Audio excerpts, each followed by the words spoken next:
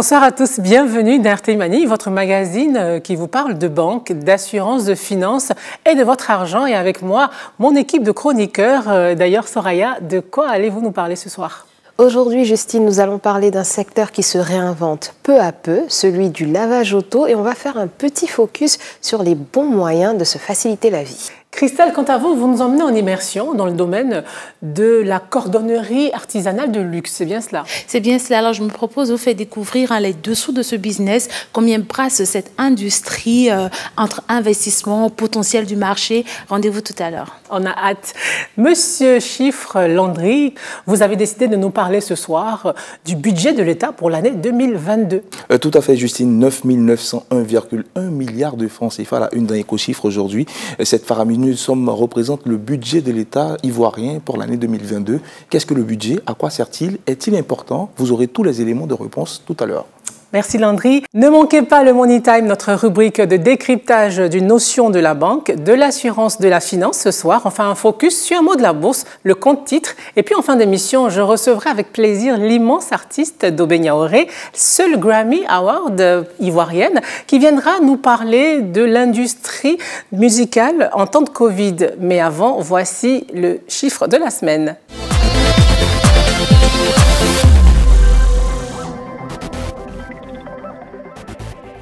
Landry, vous nous parlez ce soir du budget de l'État, mais qu'est-ce que c'est qu'un budget ? Alors Justine, il faut dire que le budget est un document dans lequel l'État dit ce qu'il prévoit gagner. Et quand on parle de gain de l'État, on fait référence aux recettes, à travers les impôts, les taxes, la TVA, etc. Et ce qu'il prévoit dépenser pour régler les problèmes de développement dans un pays pendant une année civile. Et les dépenses ne doivent pas dépasser les recettes, elles doivent être égales aux recettes. Et dans ce contexte, le budget devient alors une loi qu'on appelle loi de finances, une fois qu'il est voté par le Parlement, c'est-à-dire les sénateurs et les députés. Et pour l'année 2022, le budget de l'État va connaître une hausse de 17,9%. Effectivement, Justine, un projet de loi établit le budget de l'État à 9 901,1 milliards de francs CFA, soit une hausse de 17,9% par rapport à 2021, où le budget était à 8 621,1 milliards de francs CFA. Ce budget 2022 est structuré en 30 dotations et 150 programmes budgétaires qui seront attribués aux institutions, aux ministères. Et en parlant de ministères, vous avez par exemple le ministère de l'Éducation et de l'Alphabétisation qui a un portefeuille de plus de 1087 milliards de francs CFA, celui de l'Intérieur et de la Sécurité qui a un portefeuille de plus de 540 milliards de francs CFA, celui du budget et du portefeuille de l'État qui a une enveloppe de 336 milliards de francs CFA, et celui de l'équipement et de l'entretien routier qui a une enveloppe de plus de 682 milliards de francs CFA, pour ne citer que cela. Il faut dire que cette hausse a pu être possible par le bon niveau des indicateurs de performance, parce qu'en 2021, la croissance économique du pays s'est établie à 6,5% contre 2% en 2020, et elle prévoit se consolider en 2022 à 7,1%. Et est-ce qu'on connaît les priorités de ce budget-là?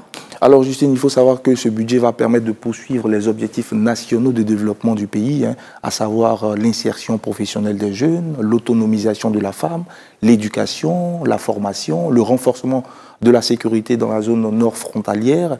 Il y a aussi l'amélioration des conditions de vie des populations en milieu rural. Il y a la couverture sociale des populations en situation précaire, le service civique, autant d'actions que vont couvrir ce budget. Un budget qui est amené à augmenter en 2023 pour s'établir à 10 555,8 milliards de francs CFA et en 2024 à 11 616,6 milliards de francs CFA. Merci Landry pour votre éclairage sur le budget de la Côte d'Ivoire. À présent, passons à la prochaine rubrique de cette émission, le 24 heures avec.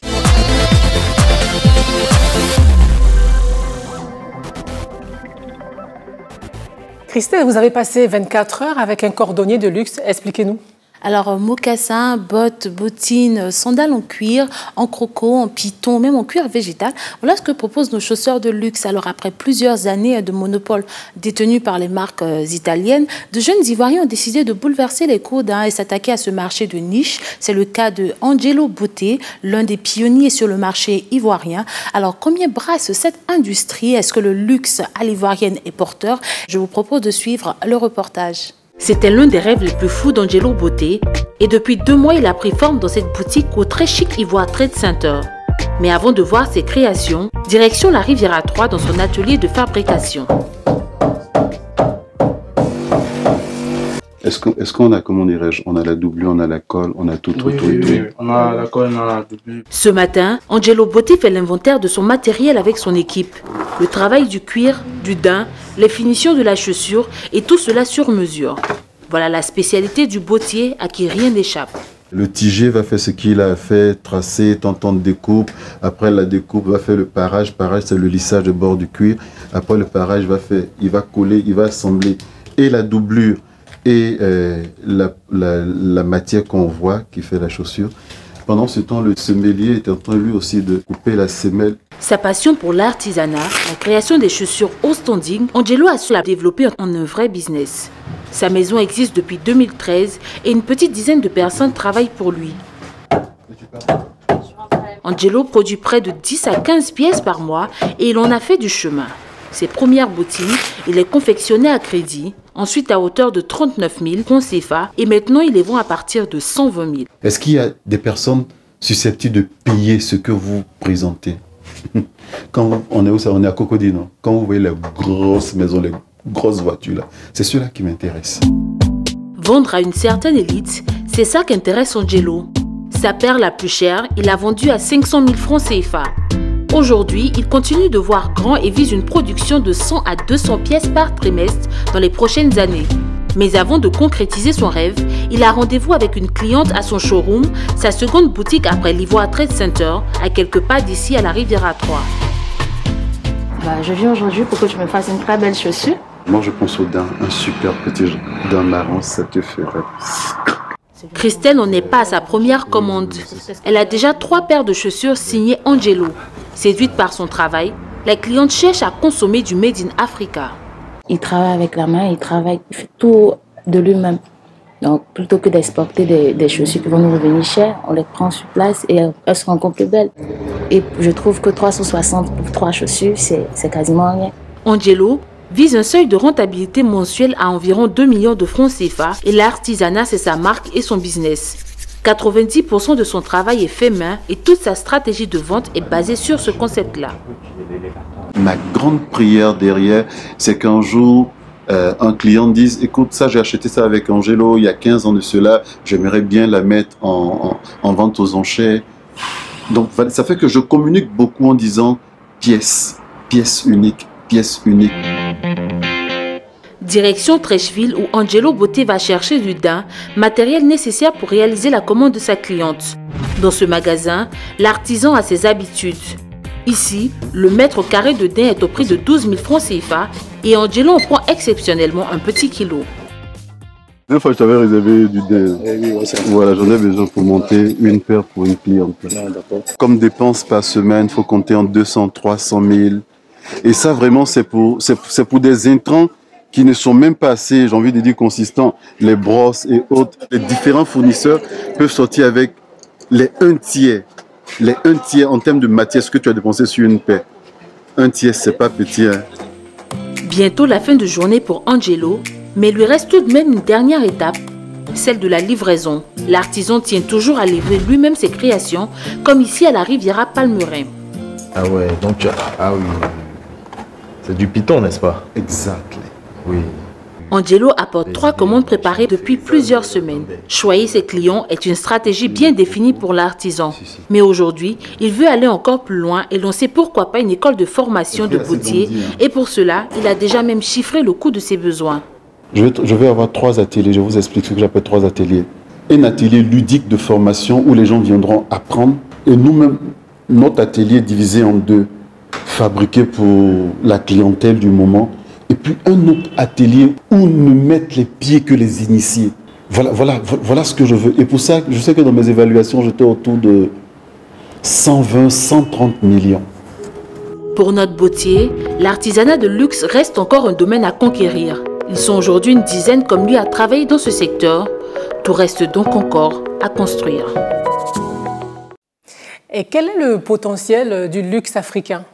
Alors, le marché du luxe africain est en pleine expansion. Ce marché génère entre 5 et 6 milliards de dollars par an, avec une croissance annuelle de 10% selon le cabinet d'études World Wealth. Alors, d'une part, on a ces grandes marques-là qui s'intéressent de plus en plus au continent, qu'ils voient comme une zone stratégique. Ils viennent s'y installer ou même nouer des partenariats avec des distributeurs haut de gamme. Et d'autre part, nous avons ces marques africaines qui ont décidé de s'attaquer à ce marché, que ce soit dans la haute couture, dans la gastronomie, dans l'art, etc. Merci Christelle pour cette immersion. À présent, c'est l'heure des bons plans de Soraya.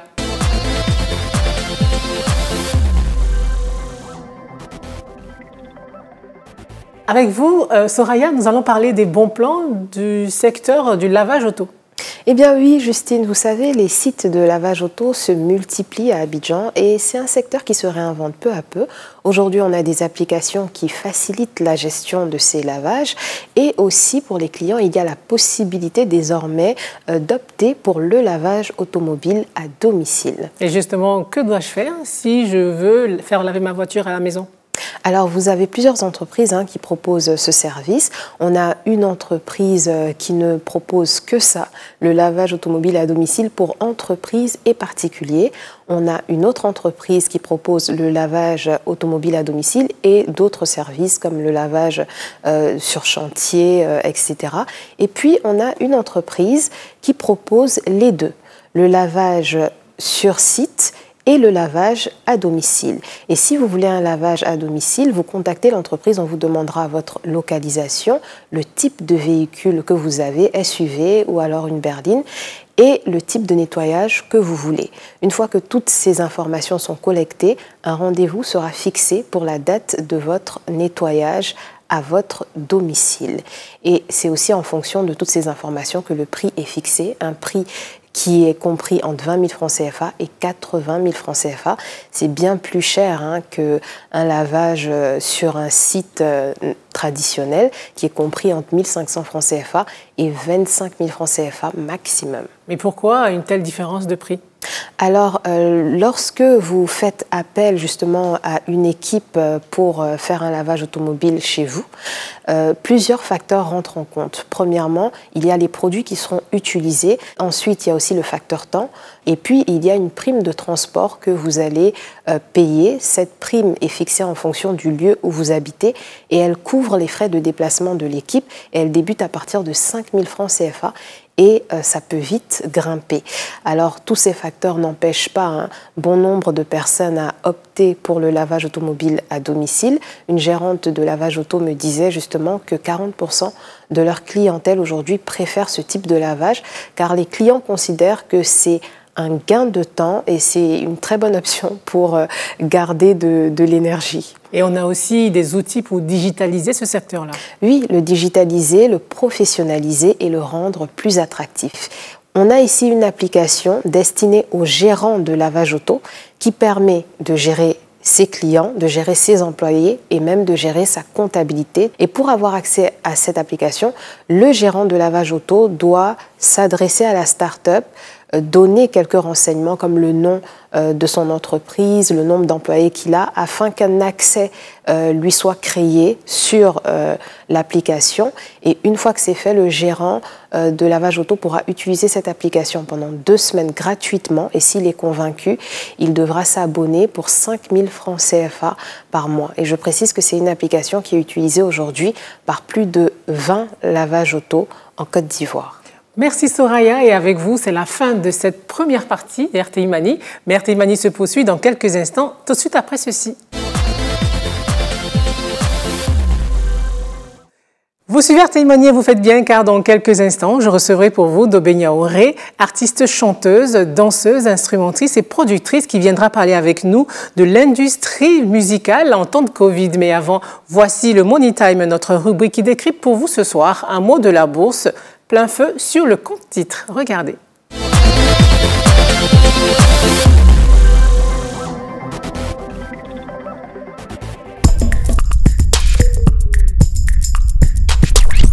Pour effectuer des opérations à la banque, prendre un crédit ou épargner de l'argent, il faut ouvrir un compte bancaire qui servira à enregistrer toutes les entrées et sorties d'argent.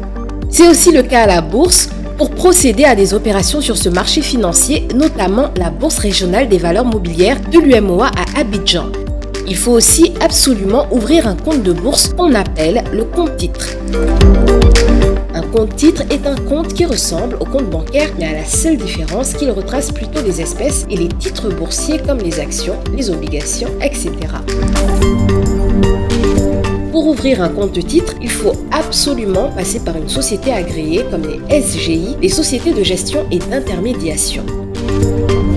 Le compte titre est accessible à tous ceux qui entendent investir en bourse, des particuliers, des investisseurs institutionnels, des groupements, bref, il suffit de remplir les conditions posées par la SGI agréée pour en ouvrir un après avoir fourni les pièces exigées qui sont entre autres une pièce d'identité, un justificatif de résidence, une photo d'identité, un relevé d'identité bancaire éventuellement, etc.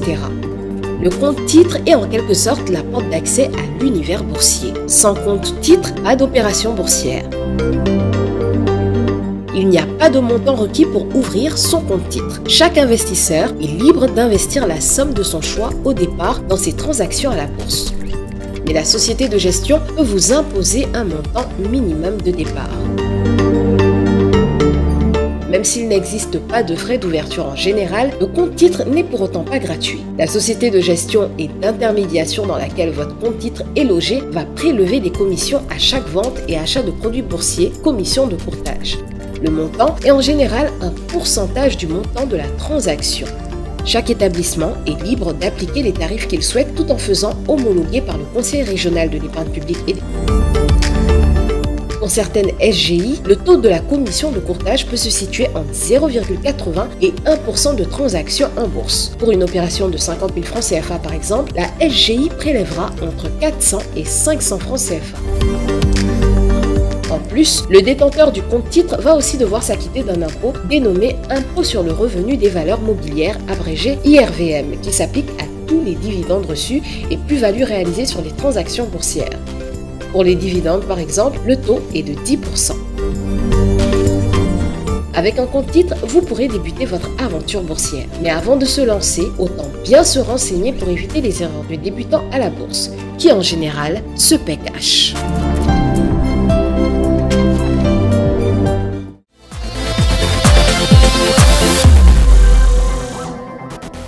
Elle est une artiste complète qui évolue dans l'univers de l'afro-pop.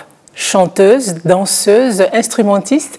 Elle nous fait l'amitié d'être l'invitée de ce numéro d'RTI Mani. Dobé Niaouri, bonsoir. Bonsoir. Vous avez sorti un album en juin dernier, Couleur. Comment est-ce qu'on vend cet album-là pendant Covid? L'album est sorti un peu précipité, j'ai l'impression, mais il fallait quand même que je sorte quelque chose parce que ça faisait longtemps que je n'avais pas sorti d'album. Et en juin dernier est sorti, bon, Couleur, ça n'a pas trop marché parce que c'est sorti dans une période un peu difficile pour tout le monde. Mais j'ai quand même eu une dizaine de concerts et bon, je m'accroche. C'est une période pas facile pour tout le monde, très difficile, mais je m'accroche. Je suis en train de travailler le prochain album en espérant qu'en 2023, les choses se remettent en place, en route, que les concerts commencent à nous faire manger un peu pour gagner un peu de money, bien sûr. Et ouais, non, c'est pas facile. Et vous en avez eu comme ça beaucoup de live pendant cette période-là? Pendant la période de Covid, ça a été difficile pour moi. J'ai eu, on va dire, de janvier à maintenant, j'ai eu 25 concerts. Et en temps normal? En temps normal, j'en ai 100. Entre 80 et 100 dans l'année. Donc, c'était un peu difficile. Donc, pendant cette période de Covid, j'ai un peu usé de mes économies. J'ai peut-être fait aussi quelques prêts à la banque et qui m'a permis de réaliser un nouveau projet, Jolie Production, monter 2-3 trucs et tout. Mais c'est clair que c'est pas facile en ce moment. Mais quand on fait 100 concerts comme ça à l'année, ça rapporte combien en termes d'argent? Un cachet de 4 000 € à 15 000 €. Donc après, ça dépend. Vous vendez vos spectacles entre 4 000 et 15 000 €. Mais qu'est-ce qui vous reste au final? Qu'est-ce qui rentre en banque? Ça dépend des contrats. Il y a certains contrats où le promoteur paye les voyages. Il y a certains contrats où j'ai déduit les voyages du prix de l'achat. Donc voilà, ça dépend. Et je dois payer mes musiciens et me payer. Et quand il y a des bénéfices, c'est les bénéfices des concerts qui me permettent de produire des jeunes artistes. Donc au quotidien, c'est ça. Il faut faire en sorte que le style de musique qu'on a choisi, le style de musique que j'ai choisi de promouvoir, c'est à peu près ce que je fais. Donc on n'a pas forcément de public, c'est chercher le public. En fait, éduquer les gens à écouter un autre style de musique. Donc, c'est pas évident. Donc, on va pas avoir de contrat. Ces jeunes artistes-là vont pas avoir de contrat payé, mais on va plutôt avoir de la promotion. Donc, je vais payer pour que ces jeunes artistes puissent jouer quelque part. Donc, c'est de l'argent qui sort, mais qui ne rentre pas. Est-ce que vous vous autoproduisez? J'enregistre, je paye tout ce qui est à payer, les choristes, les musiciens et tout. Je fais le projet, je fais la jaquette, tout. Et quand c'est prêt, quand les clips sont faits, tout, je vais proposer maintenant à un producteur américain. Je lui dis, voici les clips, voici les photos, voici les chansons. Est-ce que ça te plaît? Est-ce que tu aimes? Est-ce que tu penses faire quelque chose avec ça? Il me dit non. Je suis dans la gado. Je réinvestis ou rien. Il me dit oui et il achète au prix qu'il veut. Et après... Au prix qu'il veut? Bien sûr, on se met d'accord. Et c'est souvent combien à peu près? Ça dépend du contrat après. Parce qu'il y a la possibilité qu'il va me dire, je te paye 50 000 € et j'ai la totalité. C'est-à-dire que j'ai à perpétuité, ton œuvre m'appartient. Ou je te donne le prix auquel tu as investi avec un peu plus et j'ai 100% jusqu'à ce que je rembourse, moi, mes frais. C'est-à-dire que tout ce qu'il aura investi après, donc il va acheter l'album, après il va faire la promotion, donc il va payer des attachés presse un peu partout, donc il va faire la totalité, ça va coûter 80 000 €, entre guillemets. Il va d'abord tout faire pour se rembourser ces 80 000 € à travers les ventes, streaming et tout. Donc, dans ces cas, il va s'obliger à faire en sorte de faire en sorte que ta musique soit un peu partout. Pour que lui, il rembourse vite son argent. Donc, il va travailler plus, ça devient intéressant. Du coup, ton image un peu plus dans tous les réseaux et tout. Et le gars, il rembourse son argent. Et quand il a remboursé ses 80 000 €, à ce moment, il se dit, après, on fait 50-50. Là, ça devient intéressant. Et qu'est-ce qui vous arrange le plus? C'est cette option-là? Ouais. Quels sont les bons plans de Dobé Niaouré? Moi, Dieu merci, j'ai pu avoir 2-3 maisons par-ci, par-là. Donc, j'aime bien le côté investi dans du dur. Ça, j'aime bien. On est dans une pente descendante avec le Covid, donc c'est pas évident pour tout le monde. Donc, c'est un peu le plat. Mais quand les choses remontent, c'est vraiment investir pour l'après. Vraiment pour l'après, parce que il suffit que j'ai plus de voix, c'est fini pour moi. Et après, je me base sur quoi pour continuer? Voilà, c'est ça la question. Ou que j'ai une arthrose, ou que j'ai plus de... Donc, il faut toujours anticiper, imaginer, pas le pire forcément, mais se préparer et poser des bonnes bases quand on a encore la force. Quelle est l'actualité de Dobé Niaouré? Où est-ce qu'on aura le plaisir de la voir en concert? Mes prochains concerts, c'est en Allemagne, et après à Strasbourg, en Autriche, à Vienne.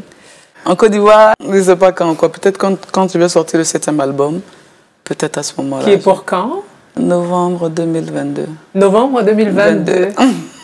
En tout cas, on vous souhaite beaucoup de succès. Merci. Dobé Niaouré, merci d'avoir répondu aux questions d'RTI Mani. Merci Justine. RTI Mani, c'est terminé. Merci de nous avoir suivis. Rendez-vous dans une semaine pour une nouvelle édition de votre magazine économique. Bonsoir. RTI Mani.